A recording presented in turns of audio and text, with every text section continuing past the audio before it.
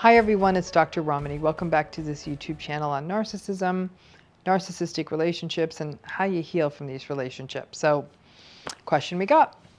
How do you protect people you care about from the narcissistic people in your life?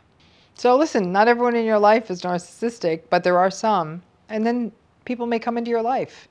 How do you protect them from these folks?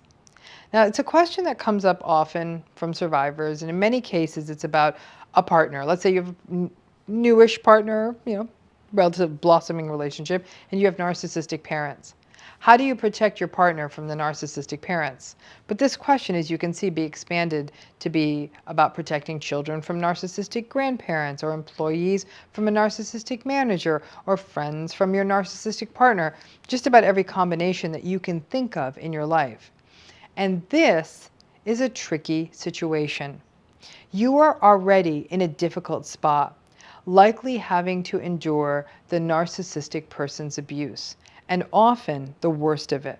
But now, new people may be coming into the space, like I said, a new partner or children, and you have knowledge of this narcissistic relationship and narcissistic behavior in a manner that they don't.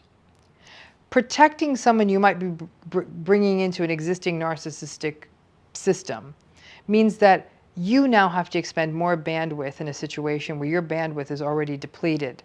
But this person may not have the roadmap or the tools to navigate this. So, what do you do? A few thoughts here. First, tell the person in your life the truth. And to do this, you have to be honest with yourself and understand the dynamics of narcissistic relationships, narcissistic behavior, and how it shows up in relationships. And it helps if you are able to recognize that you can't change their behavior and that it is not your fault. It's tough if you are trying to sell a false narrative. Now, this is a little different with children. You may not want to roll up to your 4-year-old and tell them that grandma is a narcissist. But if your children are spending time with your narcissistic parent, you may be able to say, when it is safe to do so, things like, that wasn't a nice thing to say, or that wasn't true. Second, be present when these other people in your life are together with the narcissistic person or people. Narcissistic people love to triangulate. So if you leave someone in your life alone with the narcissistic person, they may get pulled into something messy.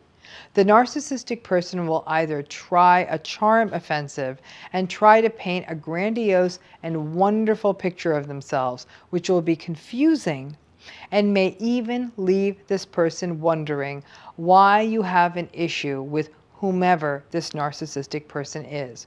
Or they may be in full smear campaign mode, which could result in uncomfortable information being shared.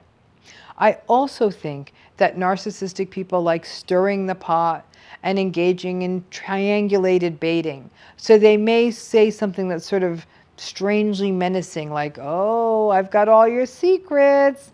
When you're gone, I may need to let him know who the real you is. It can again raise an uncomfortable tension in your relationship and within yourself, but certainly in your relationship with this person who you care about, who's a healthy person in your life, and leave you feeling very uncomfortable. This being present while the narcissist is with these other people in your life can be very crucial in the case of grandparents. Just always be there. Narcissistic parents may not always be optimal child minders or babysitters. The invalidating stuff they did to you may very well show up again. So if your children are going to spend time with their grandparents, be there. So you can jump in there, get the kids out if it gets too problematic, or arrange for a sibling or someone else who's on the same page as you to be there. And obviously the same thing would apply with narcissistic in-laws as well.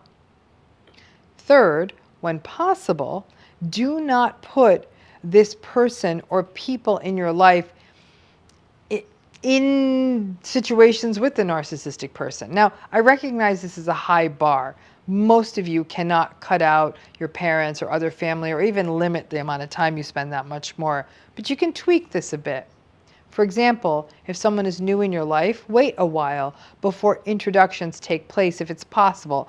Obviously, it would be harder, for example, if you live with parents or friends or something like that. But if you can, and prepare a partner or friend for what they're about to witness when they meet narcissistic people in your life, then you can enter the interaction as a team. And the new person in your life may be less likely to be thrown off balance or to personalize anything strange in the encounter or view you strangely because of what the narcissistic person is saying or doing. Limit contact with narcissistic parents or in-laws for children. Again, easier said than done. But like I said, you may not want to rely on these folks as babysitters and hire people instead if that's at all possible. This can also happen with friends. If you have a narcissistic spouse and they are rude to your friends, try to see your friends without the partner around. It's not a good feeling, but your friends aren't signing up for this roller coaster. So that could be a workaround in some of these situations. A fourth thing to consider is, what about at work? What happens at work? This kind of goes into an interesting sideline. You may, for example, have a really boorish, narcissistic boss and just don't want to put your partner or your family through the misery of meeting this person. Unless it will politically mess you up at work in a significant way, don't feel the need that you have to bring your family to work events where family should be present. For example, give your healthy spouse or a healthy partner a free pass to miss the work holiday party with the narcissistic boss. Set your vacation or a day out of town with your family on the day of the family work picnic. Sometimes people will say, I want my partner to see how toxic this person I work with is, but that may only need to happen once. And what if it's your employees? For example, let's say you're managing a group and there is someone narcissistic above you that you report to and you want to protect your teams. At some level, maybe your team needs to see what you're having to deal with, but also keep in mind in these kinds of situations, you do have to advocate harder for your team. It's a terrible middle position to be in. But just to maintain staff morale, avoiding the toxic person and keeping the toxic person at bay as much as possible would be optimal for anyone who is working, with you or for you. And fifth, you got to remember, you still have to take care of you. You cannot be the human shield at all times. I completely understand you wanting and even needing to protect people in your life who do not need to endure the BS of the narcissistic person. But that said, putting you as the person in the middle adds to your existing exhaustion. Children are a different issue, but with adults in your life, be open about your concerns about putting them in the same room as the narcissistic person. Trust them to be grown-ups, to make their own decisions, and above all, to draw close the healthy people in your life and be a team when you have to face the narcissistic people in your life. Nobody wants this. But if someone cares about you, they may work with you on the workarounds to help make being with these difficult people in your life a little less difficult. However, and this is key, you have to know what you are dealing with. Do not make excuses for the narcissistic person, gaslight the other person's experience, minimize the bad behavior. This only works if you are willing to clearly recognize how problematic the narcissistic behavior is and validate that experience for the other person. It really stinks when you have narcissistic people in your life and you have to negotiate the really difficult line of when you need to bring the healthy people in your life into these situations with the narcissistic folks. Be open, be honest, work together with the healthy people in your life and validate their experience, and you'll find that you can get through these difficult encounters. Hope that's helpful. I'm sure it's an experience many of you have had, but it can be done. But it does mean that you're going to have to be open and honest. And a lot of times these situations can bring up a lot of shame, that you may have people in your life that do have these personality styles, and that shame can lead you sometimes to not address these patterns, and then it happens, and they can create confusion.